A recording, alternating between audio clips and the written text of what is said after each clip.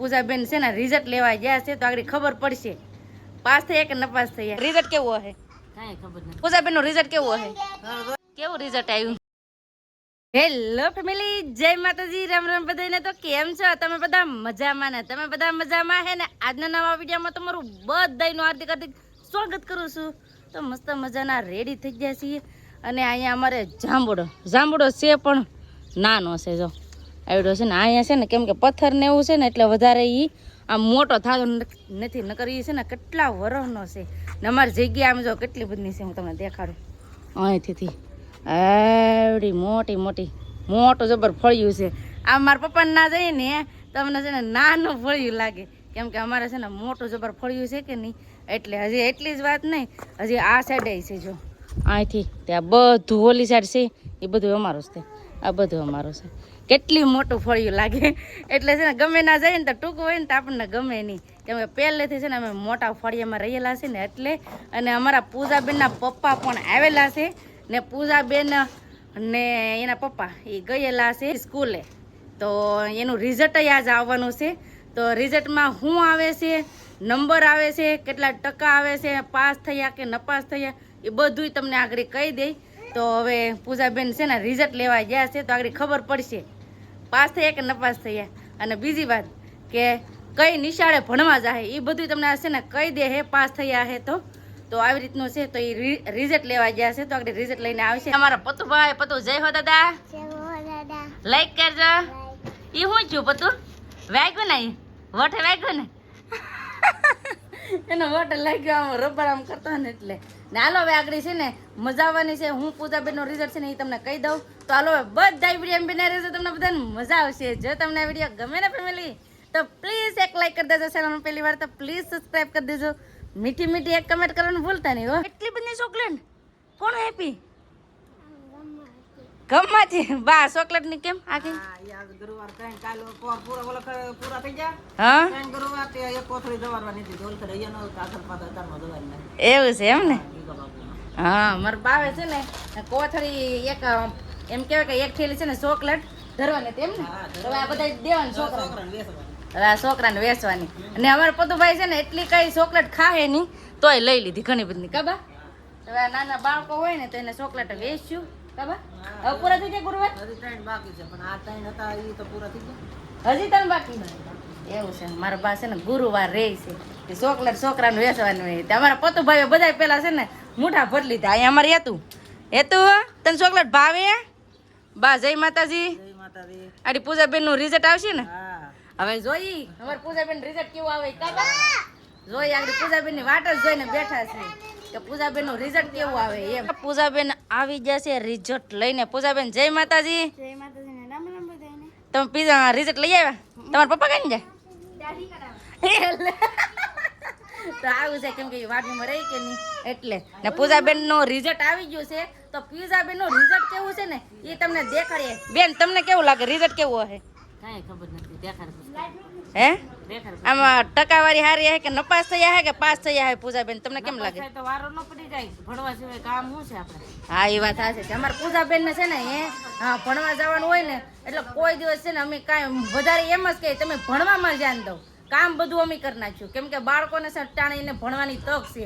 જ્યારે અમારે ભણવાનું હતું ને ત્યારે એમ કહેવાય કે થોડુંક મજબૂરીના લીધે હરખું ભણી ન શીખ્યા કા. એટલે અમારી એવી ઈચ્છા છે ને કે અમારા બાળકો છે ને ભણતરમાં ધ્યાન દે એમ. એટલે મેં પૂજાબેન એમ કીધું કે કામ ન કરતા તમે ભણવામાં ધ્યાન દેજો. પરીક્ષામાં અમે બહુ ધ્યાન રાખ્યા આવી. તો હવે જોઈએ કે અમારા પૂજાબેન પાસ થયા છે કે કેટલી ટકાવારી આવી એ હવે જોઈએ.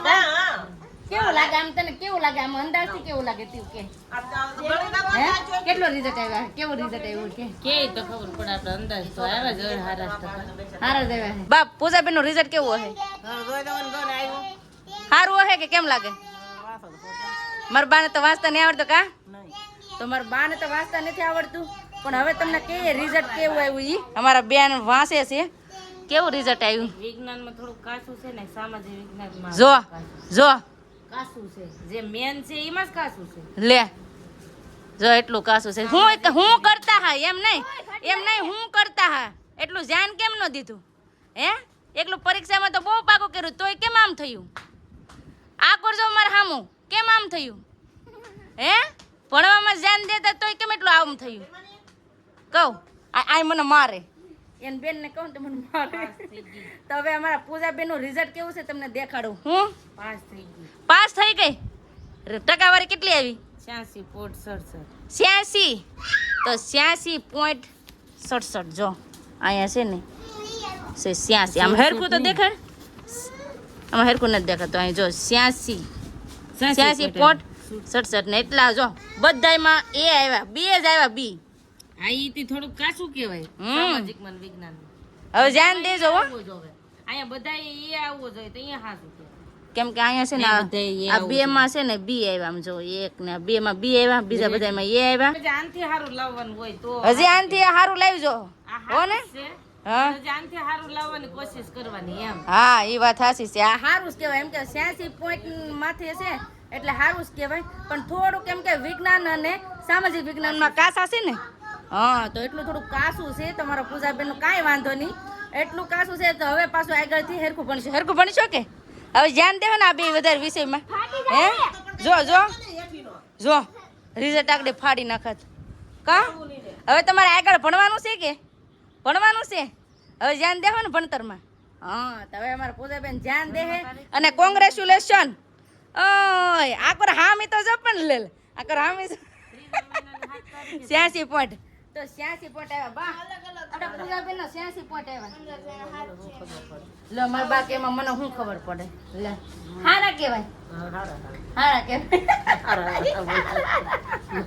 ઠીક છે હારા લાલજીભાઈ કેમ છે હારું છે ને તો વાંધો ને તમારા છોકરીને જો 86 પોઈન્ટ માંથી આવ્યા હારા જ કહેવાય એટલા કા થોડુંક વીક છે એક ખાલી સામાજિક વિજ્ઞાન ને વિજ્ઞાનમાં થોડુંક વીક છે પણ હવે ધ્યાન રાખશે હજી થોડીક મહેનત કરવાની ફોટો આવવો જોવે ક્યાંક ગમે ના એમ હા એટલું ભણાય અમારે તો એમ જ કે છોકરાઓ છે ને અમે નો ભણી કે તો કઈ નહીં પણ અમારા બાળકો છે ને ભણીને આગળ વધવા જોઈએ એવી અમારી બે બહેનોની ઈચ્છા છે અમારા પૂજાબેન છે ને ભણવા જવાના છે હવે 9માં ઘણાની કમેન્ટ હતી કે અમારા પૂજાબેન કેટલું ભણે છે તો અમારા પૂજાબેન છે ને 8મું પૂરું કરી નાખ્યું છે ને હવે આવવાના છે 9માં તો 9માં આવવાના છે તો 9મું ધોરણ ક્યાં ભણવા જવાનું છે ને એ અમારા પૂજાબેનને પૂછી કેમ કે એને જ્યાં ભણવા જવું હોય ને ત્યાં એને મોકલશું એટલે એડમિશન લેવાનું છે ને એટલે આ બધા કાગળિયા ભેળા કરે છે બધા કાગળિયા ભેળા કરે ને જે લાલજીભાઈ જવાનું થાય કા લાલજીભાઈ મોવા જવાનું થાય ને કેમ કે છે ને એના બે કાગળિયા માંગે છે તો એ બધા કાગળિયા ભેળા તો કરવા જ પડશે એટલે જવાના છે મોવા પૂજાબેન જાય છે ચોકલેટ વેચવા કા પૂજાબેન તો બાળકો હોય ને તો એને ચોકલેટ વેચવાની છે તો પૂજાબેન જાય છે ચોકલેટ વેચવા જે નાના નાના ફૂલકા હોય ને કોઈ નથી કાં વહી જા છે કોઈ નથી કોઈ લ્યો તો અટાણે છે ને છોકરા ન હોય કેમ કે તડકો થઈ ગયો કે નહીં એટલે બધા રમતા હોય ને એમ કહેવાય કે હજી થોડુંક વેકેશન છે હવે 2 દિવસમાં છે ને ભણવાનું પણ થઈ જાય પછી તો એકલા છોકરા દહે ને હવે એમ કહેવાય કે અમારા પૂજાબેન હવે આ જૂની નિશાળમાં નથી ભણવાનો કેમ કે ના 8 સુધી જ છે એટલે હવે પૂજાબેનને જવાનું થાય બીજી સ્કૂલે તો ક્યાં જવાનું છે એ પૂજાબેન આવશે ને તમને કહી દે કાં જાવ લે એને ફોન આંબા આવું એ બાબા એને છે ને ફોન આંબો બહુ જોઈએ કાં ન અને તો ફેમિલી હાલો તમને કહી દઉં કે અમારા પૂજાબેન કઈ નિશાળે ભણવા જવાના છે બાલ્યો તો હનુને એક ધારું ફળિયામાં જાટા મારો કેવડું મોટું ફળિયું છે ને આ એવડું મોટું ફળિયું છે જ્યાં હોય ને દોડતા હા તો અમારા છોકરાઓને છે ને એમ જ છે કેમ કે ફળિયામાં ધોડા કરે મજા આવે એમ પછી પાછા આખો દીમાં 3-4 વખત તો નવરાવતા અને હા જાય નવરાવીને ઉવરાવાના એવું કા કેમ કે ધૂળવાળા થાય કે નહીં એટલે તો હાલો ભાઈ અમારા પૂજાબેન છે ને કઈ નિશાળે ભણવા જવાના છે ને એ તમને કહી દઉં પૂજાબેન હવે તમારે 9માં ધોરણમાં ક્યાં ભણવા જવાનું છે કહું સરકારી હાઈસ્કૂલ ક્યાં ગામમાં આપણે આ ગામમાં તો અમારા ગામમાં છે 9, 10, 11 ને 12 સુધી છે ને અમારા ગામમાં આ સાઈડ છે બીજી જગ્યાએ તો ના જવાનું છે અને આ નિશાળે છે ને ત્યાં છે 1 થી 8 બાલો એટલું છે એટલે છે ને અમારા પૂજાબેનને જવાનું છે હાઈસ્કૂલમાં કાં એટલે અહીં બાજુમાં જ થાય રસ્તાને કાંઠે તો ના પૂજાબેનને ભણવા જવાનું છે બીજે કઈ જવું પ્રાઇવેટમાં એને છે ને અમારે અહીંયા જવું કેમ કે એની બેનપણી બધું છે ને અહીંયા ભણવા જાય ને ના શિક્ષણ પણ બહુ સારું આપે છે એટલે પૂજાબેન કે મારે નાચ ભણવા જવું તો પૂજાબેન જવાના છે હાઈસ્કૂલમાં ભણવા કાં પછી આખેલ જઈને દેજો હો. આખેલે 99% લાવવાનું છે, 100 માંથી 99 લાવશો ને પેલો નંબર. હા તો વાંધો નહીં. તો છે ને આવી રીતે અમારા પૂજાબેન જવાના છે બીજી નિશાળે ભણવા. હવે ક્યારે વેકેશન ખુલવાનું છે? 8 તારીખે. તો 8 તારીખે છે ને વેકેશન ખુલવાના છે. 8 તારીખે બેન જવાના છે ભણવા. એડમિશન લઈ લીધું કે બાકી છે? લઈ લીધું પણ ઓલું કાગળિયા દેવાનું બાકી. કાગળિયા દેવાના બાકી એમ ને? કેમ કે એના બે ફોર્મ હોય તો એ કાગળિયા દેવાના હોય ને તો એ બાકી છે, તો એ દેવા જવાના છે કા. તો દેવા જશે. અને આવી રીતે હવે બેન હવે 9માં ભણવા જવાના છે. તો બધા કોંગ્રેચ્યુલેશન કહી દેજો કે અમારા પૂજાબેન ને 86% આવ્યા કા. ને થેન્ક યુ કહી દીધું. Thank you. તો મેં કહી જ દીધું કે અમારા પૂજાબેન હવે નવી સ્કૂલમાં ક્યાં ભણવા જવાના છે અને અમારા પૂજાબેનનું રિઝલ્ટ કેવું આવ્યું તો એ બધું તમને કહી દીધું.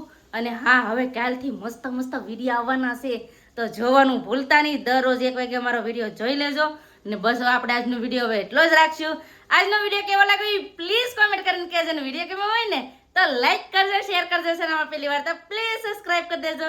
તો આવતીકાલ મળશું નવા બ્લોગ સાથે, નવા ઉમંગ સાથે, નવા જોશ સાથે. ત્યાં સુધી જય માતાજી, રામ રામ બધાને આવજો, bye bye, Tata C you.